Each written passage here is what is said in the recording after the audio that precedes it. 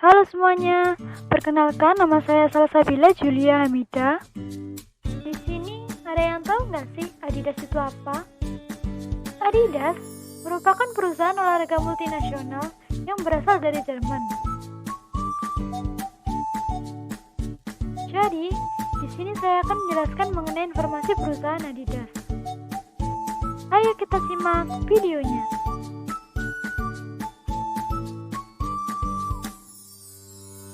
Profil perusahaan Adidas. Adidas AG merupakan salah satu perusahaan olahraga multinasional yang berkantor pusat di Jerman. Adidas memproduksi sepatu, pakaian, dan peralatan olahraga lainnya dengan kualitas dunia dan merupakan produsen pakaian olahraga terbesar di Eropa. Adidas merupakan perusahaan induk untuk grup Adidas yang terdiri dari perusahaan pakaian olahraga yaitu Reebok, 8,33%-nya dari klub sepak bola Jerman Bayern Munchen, dan Runtastic, yaitu sebuah perusahaan teknologi kebugaran Austria. Pada tahun 2020, perusahaan Adidas memiliki kurang lebih 62.000 karyawan yang tersebar di 160 negara. 35% kedudukan penting di perusahaan Adidas seluruh dunia ditempati oleh wanita. Adidas telah memproduksi kurang lebih 379 juta pasang sepatu dan 465 juta pakaian selama tahun 2020. Sejarah berdirinya perusahaan Adidas.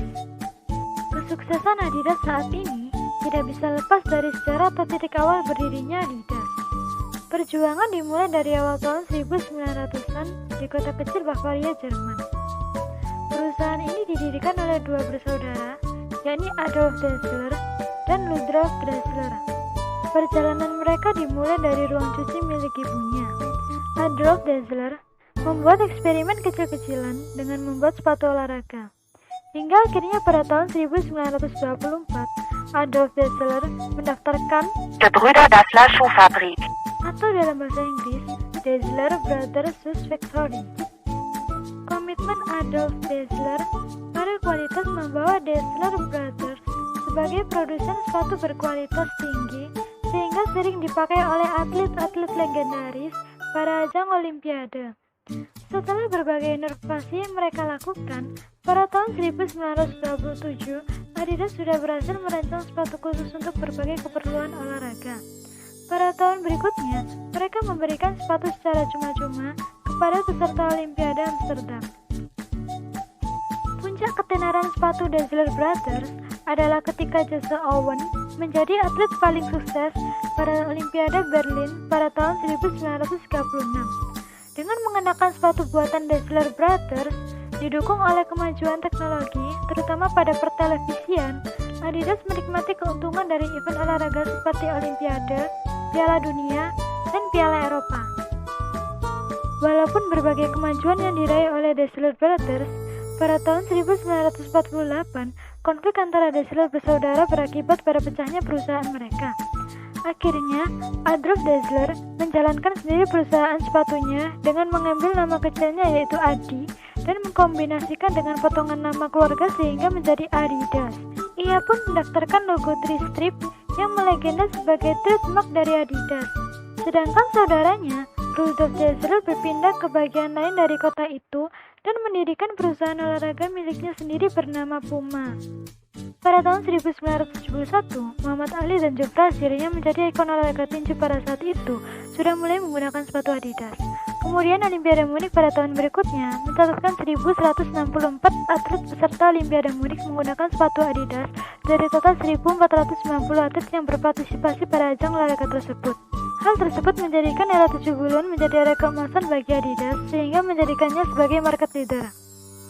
Adidas sempat mengalami krisis pada awal tahun 1980, di mana Nike, perusahaan sepatu olahraga asal Amerika Serikat, merebut kejayaan Adidas di pasar internasional.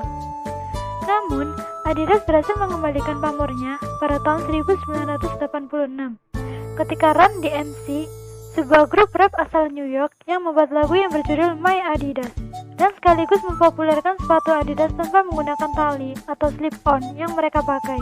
Hal tersebut menjadi gaya tersendiri yang banyak ditiru oleh fans-fans mereka.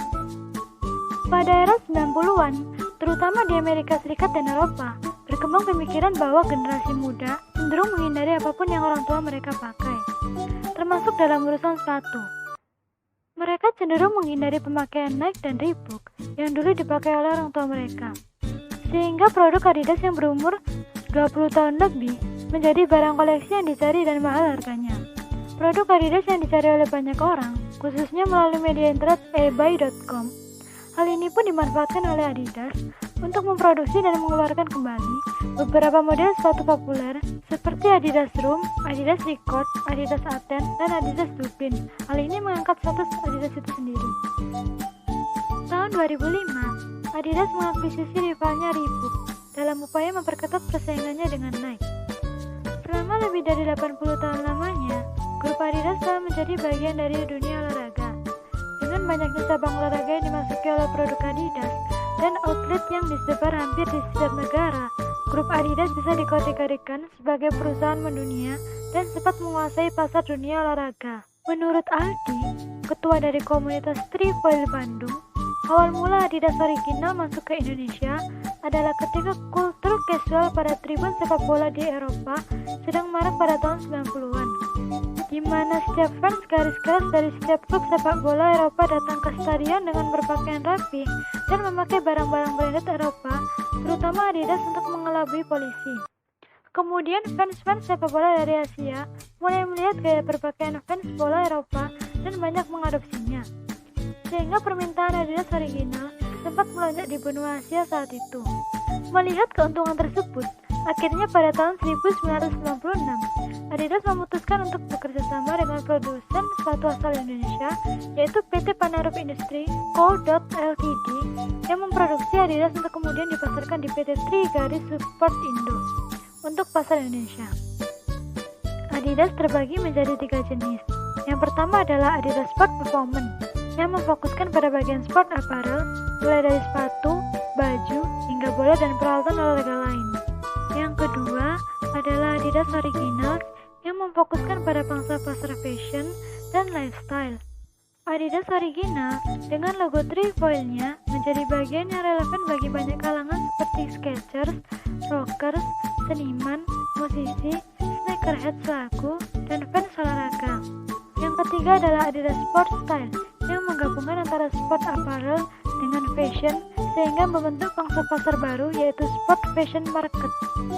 Adidas Sport disebut dengan Adidas Y3 yang Yohji Yamamoto Adidas.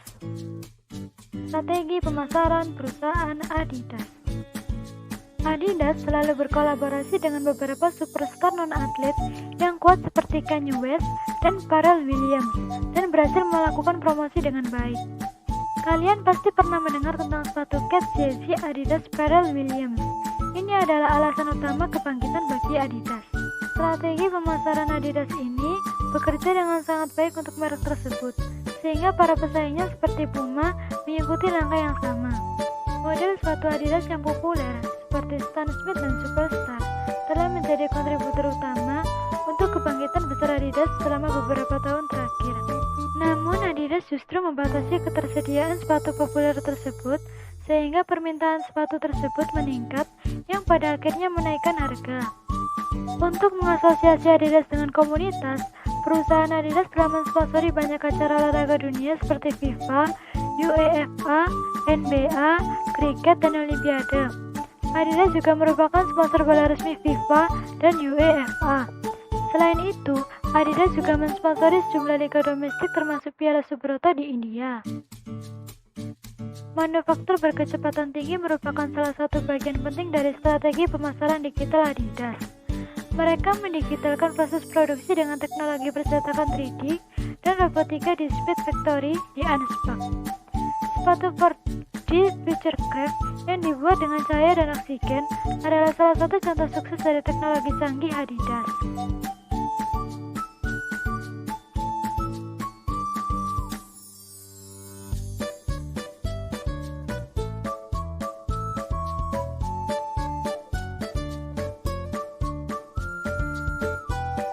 Dalam memasarkan produknya, Adidas memiliki saluran Facebook dan YouTube yang aktif, di mana ia mengunggah ribuan video promosi untuk produknya. Di Twitter, Adidas memiliki beberapa akun aktif, termasuk Adidas Original, Adidas US, dan Adidas Football. Selain itu, Calling Creators adalah kampanye di mana Adidas membuka pintunya untuk memanggil semua kepribadian kreatif, termasuk atlet, konsumen dan mitra untuk belajar, membuat, berbagi, dan membentuk olahraga dan budaya olahraga masa depan. Kerjasama Parley for the Ocean merupakan bagian dari inisiatif itu, termasuk memproduksi 3 model Ultra Boost baru dari sampah plastik dari laut. Berikut merupakan laporan keuangan dari perusahaan Adidas. Strategi investasi perusahaan Adidas. Own the Game adalah strategi pertumbuhan dan investasi yang akan membawa Adidas menuju masa depan yang sukses. Strategi ini berakar kuat dalam olahraga, menempatkan konsumen di jantung dari semua yang dilakukan oleh perusahaan. Fokus strategi Adidas adalah meningkatkan kredibilitas merek Adidas dan meningkatkan pengalaman bagi konsumen dan mendorong batas dalam keberlanjutan. Agar berhasil menjalankan strategi ini, Adidas akan terus berinvestasi secara signifikasi pada merek dan transformasi digital perusahaan. Selain itu, Adidas akan melanjutkan upayanya untuk memastikan adanya kesetaraan bagi semua. Perusahaan melanjutkan perjalanan diversity dan inclusion. Investasi dalam mengembangkan produk, pemasaran, sponsor, dan digitalisasi perusahaan juga akan meningkat secara signifikan. Selama 5 tahun ke depan, Adidas berencana untuk menginvestasikan sekitar 1 miliar euro lebih ke dalam merek di tahun 2025 dibandingkan dengan tahun 2021. Pada tahun 2025, transformasi digital perusahaan akan didorong maju dengan investasi sebesar lebih dari 1 miliar euro juga. Analisis SWOT dari perusahaan Adidas.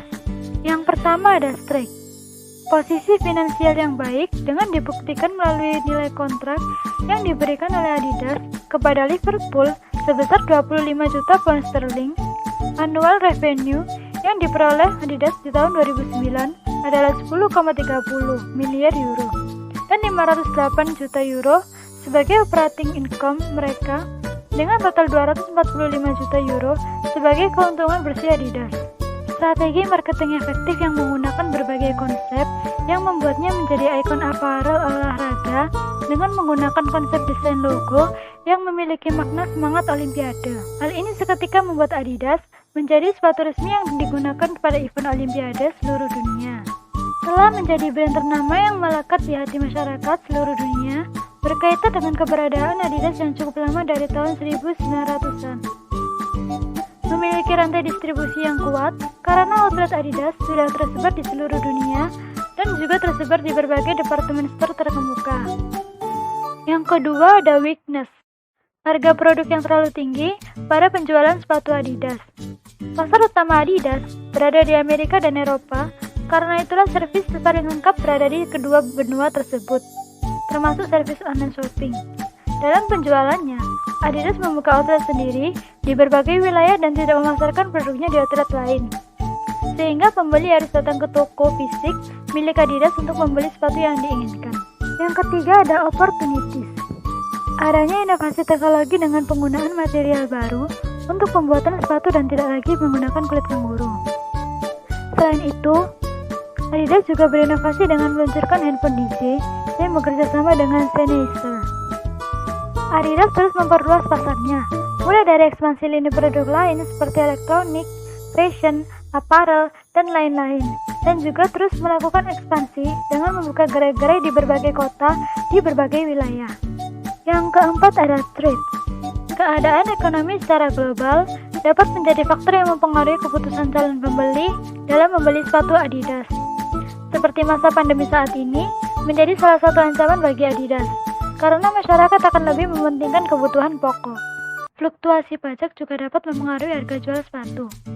Jika pajak naik, maka harga sepatu juga akan semakin mahal. Akibatnya, para calon pembeli akan berpikir 2 kali untuk membeli sepatu Adidas, atau bahkan berpindah ke merek lain yang lebih murah.